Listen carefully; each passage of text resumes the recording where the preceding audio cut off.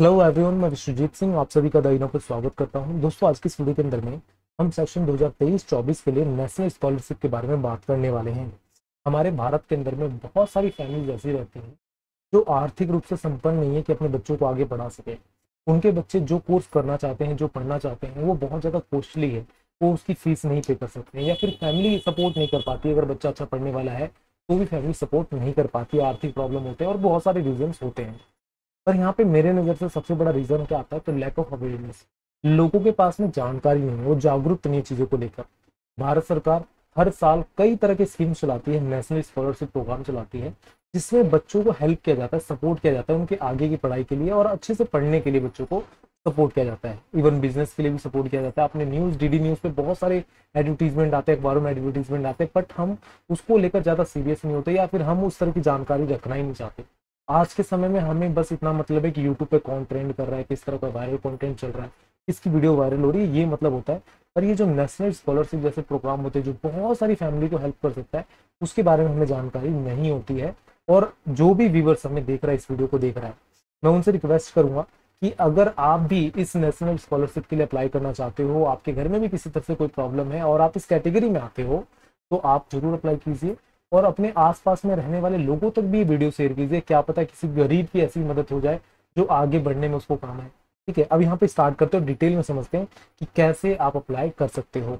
अभी मैं जो ये स्कॉलरशिप का जो ऑफिशियल वेबसाइट है ना, वहां पर हूँ। आप कैसे जा सकते हो, तो डायरेक्ट गूगल पे जाइए, वहां पे लिखिए scholarship.gov.in।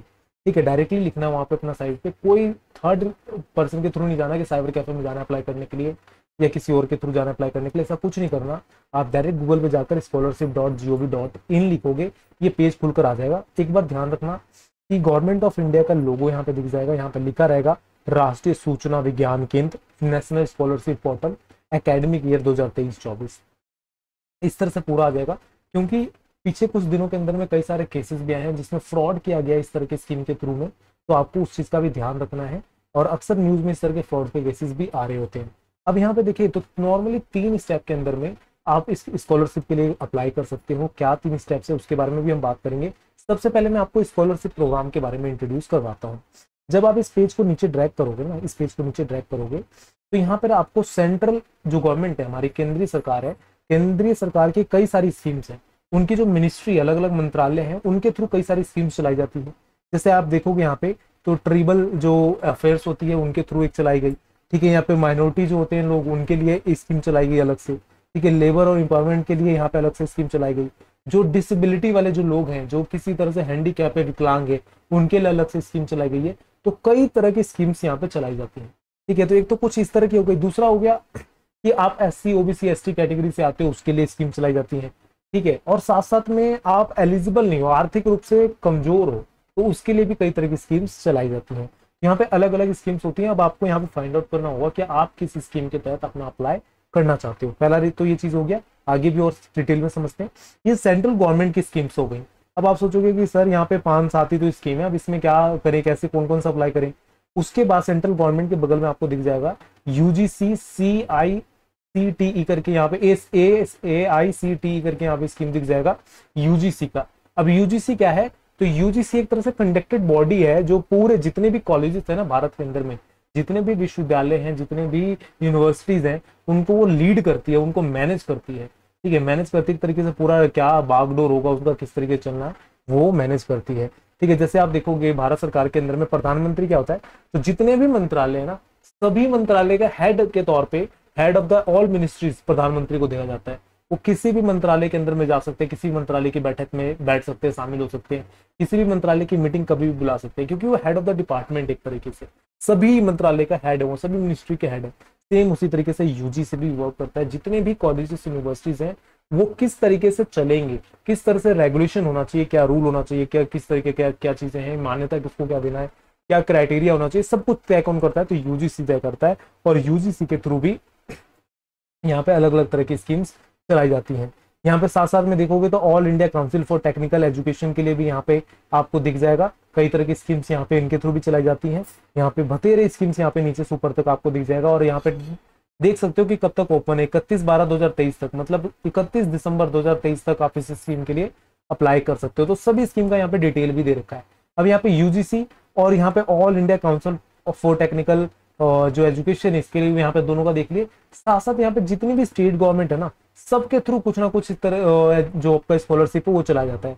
अब यहाँ पे देखो जितने भी स्टेट्स हैं भारत के अंदर में, अगर उनके स्टेट में किसी तरह का स्कॉलरशिप प्रोग्राम चल रहा है तो आप डायरेक्टली इस पोर्टल पे जाकर वहां से देख सकते हो। जैसे आसाम के अंदर में क्या चल रहा है, तो आसाम के अंदर में pre matric, post matric, pre matric scholarship OBC के लिए, एससी के लिए, ठीक है, अलग अलग स्टूडेंट्स के लिए कौन सी स्टूडेंट किस क्लास में है और किस क्लास के अंदर में कौन सा स्कॉलरशिप प्रोग्राम चल रहा है, कितना मिल सकता है उसके लिए सब कुछ यहाँ पे डिटेल में दिया हुआ है। ठीक है, तो ये चीजें हैं, तो जो भी स्टूडेंट जिस भी स्टेट से बिलोंग करता है तो वो भी यहाँ पे जाके चेक कर सकता है। इवन उनके स्टेट का जो ऑफिशियल वेबसाइट होगा ना उस पर भी वहाँ पे डिटेल में दिया रहता है कि किस तरीके से क्या चीज होता है। अब यहाँ पे आपको समझ में आ गया कि कौन कौन से स्कॉलरशिप प्रोग्राम है। अब यहाँ पे हम बात करते हैं कि अप्लाई कैसे कर सकते हैं। देखो यहाँ पे मिनिस्ट्री ऑफ रेलवे के द्वारा भी नेशनल स्कॉलरशिप पोर्टल यहाँ पे किस तरीके से क्या है, रेलवे के लिए भी, रेलवे के थ्रू भी, और बहुत सारी जो एनजीओ है ना, महिंद्रा ऐसे एनजीओ हो गया, टाटा के एनजीओ हो गए, बहुत सारे एनजीओ ऐसे हैं जो स्कॉलरशिप प्रोग्राम चलाती है और बच्चों को फ्री में बुक्स देती है, फ्री में कुछ करती है। मैं याद है कि जब मैं 10th क्लास में पढ़ रहा था और 10th पास करके मैं 11th में गया था, तो टाटा पावर जो दिल्ली के अंदर में टाटा पावर डीडीएल वर्क करता था उस टाइम पे, तो टाटा पावर के थ्रू बच्चों को बुक्स बांटी गई थी। तो जितने भी मेरे क्लासमेट्स थे जिनके पास जो भी हमारे सब्जेक्ट्स थे, तो उनकी जो भी बाहर से जो महंगी महंगी किताबें होती थी खरीदनी पड़ती थी, गाइड वाइड कितना पड़ता था, वो किताबें उनको फ्री में मिली, बुक्स फ्री में मिली, बैग फ्री में मिला। ठीक है, पूरा एक तरह से ना एक जितना भी उनका हो सकता था वो फ्री में देते थे, जिससे एक तरह से सपोर्ट करते कि आगे वो बढ़ सके। अब आप अप्लाई कैसे कर सकते हो, तो इस पेज पे आना है डायरेक्टली और यहाँ पे ना एप्लीकेंट कॉर्नर करके एक आपको दिख जाता है लॉगिन का ऑप्शन। ठीक है, अब बोलोगे लॉगिन करने के लिए सर हमारे पास तो रजिस्ट्रेशन आईडी वाईडी कुछ है ही नहीं, तो यहाँ पे करना क्या होगा, आपको न्यू रजिस्ट्रेशन पे जाना होगा और वापस एक बार नया रजिस्ट्रेशन आपको फिलअप करना होगा। वापस से क्यों कहा मैंने, क्योंकि पहली बार आओगे तो यहाँ पे आपको नया रजिस्ट्रेशन तो फिल आउट करना पड़ेगा। ठीक है, और यहाँ पे जो भी इंस्ट्रक्शन दे रखा है, जो भी गाइडलाइंस दे रखा है उसको एक बार पढ़ लेना किस तरीके से कर सकते हो। यहाँ पे प्रॉपर आपको बैंक की डिटेल और बाकी चीजें यहाँ पे मेंशन करना पड़ेगा। यहाँ पे आई अग्री करके यहाँ पे दोनों जो भी टर्म एंड कंडीशंस दे रखा है उसको कंटिन्यू करोगे, ये पेज खुलकर आ जाएगा। यहाँ पे मोबाइल नंबर डालकर, जो भी आपको मोबाइल नंबर उसको डालकर आगे बढ़ा सकते हो या फिर आधार कार्ड से बढ़ा सकते हो, जो भी जिस तरीके से भी आप चाहो उस तरीके से आगे आप साइन अप कर सकते हो। इसको करने के बाद एक पेज आ जाता है जहाँ पे प्रॉपर फॉर्म दिया रहता है, अपनी आधार कार्ड की डिटेल डालनी होती है। वहाँ पे आप आधार कार्ड का डिटेल डालते ही जैसे डालोगे आपका फोन नंबर, आपका फोटो, एड्रेस सब कुछ वो अपने आप उठा लेगा। उसके बाद आपके मदर फादर का डिटेल थोड़ा सा डालना होता है, उसके बाद वहाँ पे सबमिट कर देना होता है। सबमिट करोगे तो आपकी मेल आईडी पे भी उसकी ऑफिशियल मेल आएगी जहाँ पे यूजर आईडी और पासवर्ड दिया रहता है और आपको एसएमएस भी आएगा कि ये आपका यूजर आईडी पासवर्ड है। जैसे ही आपको एसएमएस रिसीव होता है तो उस यूजर आईडी पासवर्ड के थ्रू आपको दोबारा इसको लॉगिन कर सकते हो। यहाँ पे पोर्टल को जाकर मैं दिखा देता हूँ कहाँ से लॉगिन करना है। यहाँ पे फ्रेश एप्लीकेशन का आपको ऑप्शन दिख जाता है, तो जो भी आपका यूजर आईडी पासवर्ड बनाना उस पर क्लिक करके यहाँ पे फ्रेश जो एप्लीकेंट है यहाँ पे उसके लिए जा सकते हो और यहाँ से आप जाकर नया एप्लीकेशन यहाँ पे डाल सकते हो नेशनल स्कॉलरशिप प्रोग्राम के लिए। जब आप यहाँ पे नया एप्लीकेशन, जब इसको आईडी पासवर्ड डालकर आगे बढ़ोगे, अपना नया एप्लीकेशन डालोगे, तो वहाँ पे क्या होता है कि उसमें प्रॉपर डिटेल लिखा रहता है कि आप किस कॉलेज में पढ़ रहे हो, क्या पढ़ रहे हो, कौन से आपका जो भी आपका प्रोग्राम है, कौन से स्कॉलरशिप के लिए आप जाना चाहते हो, क्या चीजें प्रॉपर वहाँ पे मेंशन रहेगा। चीजें वहां से आपको चीजें सिलेक्ट करनी पड़ेंगी। अगर आप एलिजिबल हुए तो आपको वहीं पे दिखा देगा कि यू आर एलिजिबल और आगे आपका फॉर्म आगे भेज दिया जाएगा। आपका फॉर्म अप्रूव होगा, आपको मैसेज आएगा कि आपका फॉर्म अप्रूव हो गया। नहीं अप्रूव होगा तो आपको मैसेज आएगा, जो भी आपको वहाँ पे अपडेट पता चलता चला जाएगा। और कुछ टाइम के बाद ही अगर आपका फॉर्म अप्रूव हो जाता है तो आपको प्रॉपर तरीके से आपको हेल्प दिया जाएगा गवर्नमेंट के थ्रू, जहाँ पे आपको पैसे या जो भी जिस तरीके से भी है वो चीजें मिलती है। नॉर्मली पैसे ही दिया जाता है। यहाँ पे मैं और चीजें बताऊँ आपको कि किस तरीके से क्या चीजें हो सकती हैं। तो जैसे इग्नू के भी बहुत सारे स्टूडेंट्स होंगे जो सोच रहे होंगे कि सर मुझे भी अप्लाई करना है, कैसे कर सकते हैं, क्या है, तो मैं बता देता हूँ इग्नू के स्टूडेंट्स के लिए भी कि वो कैसे अप्लाई कर सकते हैं। तो इग्नू के स्टूडेंट्स के लिए भी यहाँ पे सबसे पहले अब इग्नू का बताता हूँ मैं। इससे पहले ये देखो, ये 4 स्टेप के अंदर में आपको मिलता है। सबसे पहले क्या करना होता है कि आपको अपना न्यू रजिस्ट्रेशन डालना होता है। एप्लीकेशन डालने के बाद वहाँ पे वेरिफिकेशन के लिए जाता है। एक बार वेरिफिकेशन हो गया तो डायरेक्टली आपके अकाउंट में आ जाता है पैसे, कोई थर्ड पार्टी की जरूरत नहीं पड़ती है। मैंने नॉर्मली आपको बताया। सबसे पहले आपको करना क्या पड़ेगा, तो यहाँ पे आपको एक न्यू रजिस्ट्रेशन करना पड़ेगा जहाँ से यूजर आईडी पासवर्ड बन जाएगा। फिर फ्रेश एप्लीकेशन आपको फाइल करना पड़ेगा जहाँ पे प्रॉपर एक फॉर्म है बड़ा सा, जिसके अंदर में आपको पूरा डिटेल डालना होता है, रोल नंबर से लेकर जो भी उसमें पूछ रहे हैं ना, प्रॉपर डिटेल डालनी होती है। प्रॉपर डिटेल डालने के बाद जैसे ही आपका फॉर्म आगे जाएगा, वेरिफिकेशन के लिए जाएगा, सारी डिटेल को वेरीफाई किया जाएगा। जो भी आपने डॉक्यूमेंट अटैच किया है, बाकी चीजें अटैच करी है, उसको वेरीफाई किया जाएगा। अगर सब कुछ ओके मिलता है और आप एलिजिबल होते हो तब आपको पैसा मिलने वाला है और डायरेक्ट आपके बैंक अकाउंट में आ जाएगा। और आज के समय में आधार कार्ड से सब कुछ जुड़ा हुआ है, तो डायरेक्ट आपके बैंक अकाउंट में आ जाएगा। कोई थर्ड पर्सन की जरूरत नहीं है कि यार साइबर कैफे जाना है, पैसे लगाना है, ये करना है, वो करना है, बिचौलिया के पास जाना है, ब्रोकर को पैसे देना है, सब कुछ नहीं करना, डायरेक्टली हो जाएगा। और बहुत सारे इग्नू के स्टूडेंट भी होंगे जो सोच रहे होंगे कि यार मुझे भी करना है, कैसे कर सकते हैं। तो जब आप इग्नू के अंदर में एडमिशन लेते हो ना, तो एडमिशन पोर्टल पे यहाँ पे लिखा हुआ दिख जाता है कि eligible student can apply government of India scholarship on the national scholarship portal. Scholarship का ये लिंक यहाँ पे मिल जाता है।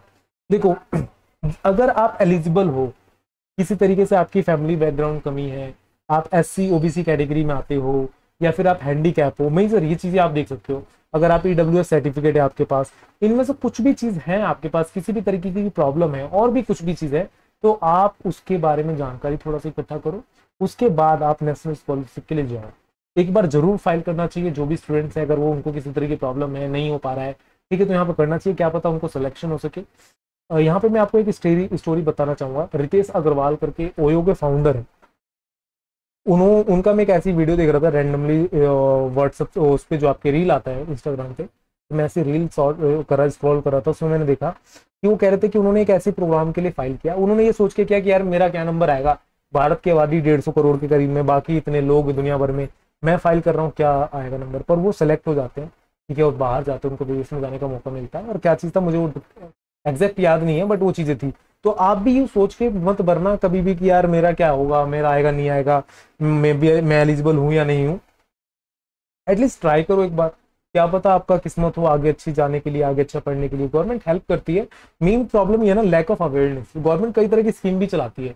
आप अगर DD न्यूज देखोगे ना, DD नेशनल देखोगे, जो दो गवर्नमेंट हमारे सरकारी चैनल है, उसको देखोगे ना, तो आपको हजारों तरह की स्कीम्स के बारे में पता चलेगा, हजारों तरह की स्कीम्स के बारे में, जो आपके एग्जाम के लिए भी हेल्पफुल होता है कई बार। पर आज के समय में हम देखते क्या है, तो हॉटस्टार देखते हैं, ठीक है, जियो सिनेमा देखते हैं, और केबल लगवा रखे होते हैं और डिश टीवी लगा रखे होते हैं, तो वहां पे कभी भी ना सरकार के ऐड नहीं आते हैं। सरकार जो भारत सरकार के द्वारा जो ऐड चलाए जाते हैं, कैंपेनिंग चलाई जाती है, जो भी उनकी पॉलिसीज होते हैं, योजनाएं होते हैं, तो उसके बारे में वहां पे नहीं बताया जाता। तो जो भी स्टूडेंट्स पहले के टाइम पे वो देखते थे ना, तो उनको अच्छी अवेयरनेस होती थी, पर आज के समय में उससे हट चुका है थोड़ा सा। और अखबार के बारे में पढ़ना, ये चीज करना, वो नहीं रहता है। आसपास का माहौल भी उतना नहीं रहता कि आपको प्रॉपर जानकारी मिल सके। यहाँ पे मैं रिक्वेस्ट ये करूंगा, जो भी लोग हमारी वीडियो को देख रहे हैं, अगर वो अप्लाई करने के लायक हैं, अप्लाई कर सकते हैं, तो करे, वो बहुत अच्छी बात है। उनको मिलेगा इसकी जो भी स्कॉलरशिप का प्रोग्राम का है फायदा, उनको मिलने वाला है। अगर लगता है उनकी नज़र में कि कोई और स्टूडेंट है जो स्कॉलरशिप जिसको चाहिए, जिसको स्कॉलरशिप मिलेगा तो बहुत अच्छा होगा, तो उनको ये वीडियो जरूर सजेस्ट करना, उनको ये वीडियो जरूर फॉरवर्ड करना, जिससे वो भी इस स्कीम का फायदा उठा सके। क्या पता उनकी हेल्प हो सके, वो आगे अच्छे से तरक्की कर सके, आगे अच्छे से पढ़ सके, ठीक है। कई बार क्या होता है ना कि छोटा सा डूबते हुए को ना एक तिनका भी सहारा होता है। क्या पता वो डूब रहा हो और आपका जो वीडियो फॉरवर्ड करना वो तिनके का काम कर जाए, ठीक है। तो यहाँ पे मैं वीडियो एंड करूंगा। Thank you so much for watching me, thank you so for listening me. और जो भी स्टूडेंट अगर ना डिटेल में और वीडियो को चाहता है कि किस तरह से फॉर्म भरना है, तो कमेंट करना। ज़्यादा अगर कमेंट आते हैं तो मैं उस वीडियो को डिटेल में लेकर आऊँगा, जहाँ पे मैं आपको डिटेल में बताऊंगा कि क्या पूरा प्रोसेस रहना है फॉर्म भरने का, ठीक है। यहाँ पे वीडियो एंड करेंगे। Bye bye, take care, all the best.